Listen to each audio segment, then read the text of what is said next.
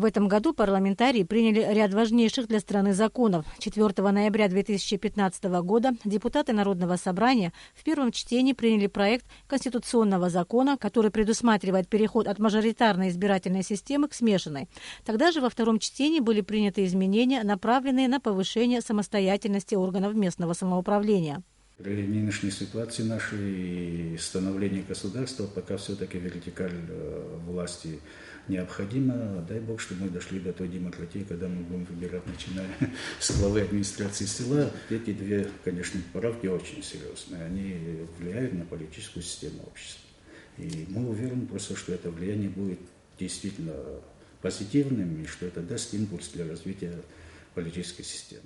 По мнению спикера Народного собрания Абхазии, этот год оказался очень плодотворным с точки зрения принятия новых законов. Со следующего года вступят в силу поправки к 5 статье Конституции, которые учреждают Конституционный суд и реформируют судебную систему. Самая главная реформа – это в том, что мы увеличили срок судейства с 5 до 10 лет. Мы постарались так сделать, чтобы судьи были реально независимы от 2 сроков президентства и от 2 сроков полномочий парламента. Вы знаете, что у нас президент имеет право только на 2 срока. То есть практически они получаются вполне самостоятельно. Поправки к 5 статье Конституции были разработаны еще в 2014 году. После этого депутаты сразу же приступили к созданию всех тех законов, которые должны обеспечить законодательную базу новой поправки. Парламентарии приняли 42 закона, направленных на реформирование судебной системы в стране. С 1 января 2016 года они вступят в силу. Серьезно очень изменяется принцип отбора судей. Коалиционная коллегия судей, которая сегодня работает над подбором кадров, да, она будет серьезно изменена, в принципе, ее работы. Экзамены совершенно другие будут, но многие те, кто читал вот эти законы, говорят, что, конечно, отбор будет очень серьезным. В этом году были приняты законы об инвестициях, о свободных экономических зонах, дающих законодательную базу для инвестирования в отечественное производство. Был принят и закон о борьбе с коррупцией, а также изменена статья Уголовного кодекса за данное преступление. Деятельность по антикоррупционному законодательству координирует Совет Безопасности. Практически на выходе сегодня и закон о здравоохранении, и, правда, в меньшей степени готов закон об образовании. Идет активная работа над трудовым законодательством. Над ним еще очень серьезно работает и Министерство по труду и социальной защите, да, и работает наш комитет, работает юридический отдел, и как администрации президента, так и правительства. То есть хочется этот закон уже действительно иметь. КЗОТ – это основа трудовых взаимоотношений, поэтому, конечно, там должен быть очень серьезно продуманный закон. Жизнь в современном мире постоянно и стремительно меняется. Потому, говорит спикер абхазского парламента, многие законы, даже те, которые были приняты недавно, устаревают. В некоторые законодательные акты вносятся такое количество поправок, что зачастую, чтобы их найти, нужно перелистать несколько решений парламента. Согласно проводимому депутатами анализу, эти законы необходимо полностью менять, то есть принимать новые. К примеру, закон об НДС настолько оброс поправками, что депутаты приняли его новую редакцию. Понятие НДС еще введен ввозной НДС. К сожалению, он везде существует. Мы понимаем, какие-то опасности он в себе таит в плане увеличения цен. Поэтому сразу же там же в законе очерчено те товары, на которые не будет взиматься или будет нулевая ставка ввозного НДС. В ближайшем будущем парламентарии собираются принять закон о резервистах, который будет четко регламентировать права и обязанности резервистов. Готовится законопроект об обороте оружия.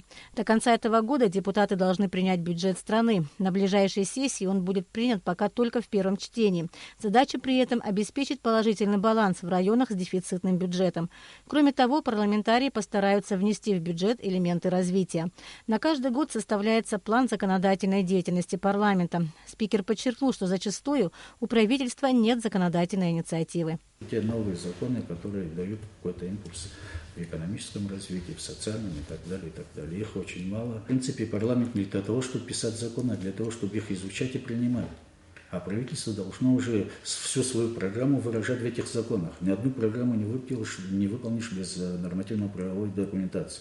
Вот и этого как раз пока, я говорю, вот этот созыв Наверное, процентов, сейчас мне тяжело говорить, можно вот здесь у меня лежит, полистать, да посмотреть, да, наверняка процентов 65-70 это те законопроекты, которые разработаны здесь. Сейчас парламентарии анализируют состояние правовой системы, собираются принять третью часть Гражданского кодекса.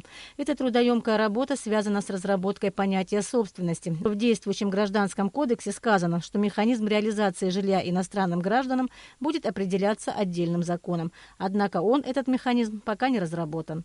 Я думаю, это все-таки больше дело правительства. Тут надо учитывать и экономические факторы, и политические факторы, там много факторов.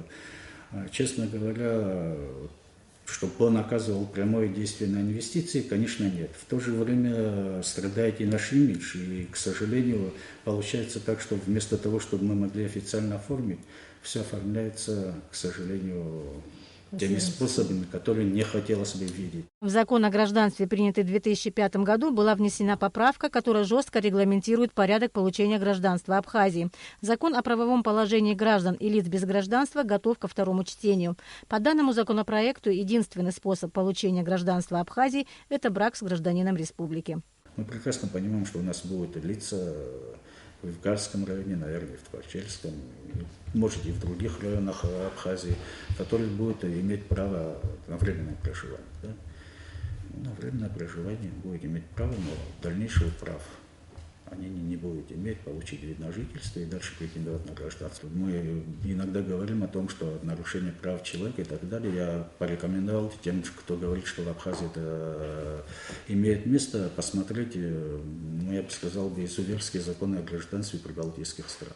Пока нет законодательной базы, регламентирующей порядок въезда и выезда в страну, над которым работали еще депутаты парламента третьего созыва. Кроме того, в законопроекте предусматривается отмена безвизового режима для стран СНГ. Теперь он будет действовать только для тех стран, которые признали Абхазию. Была Кварча, Астамур Гожба, Абхазское телевидение.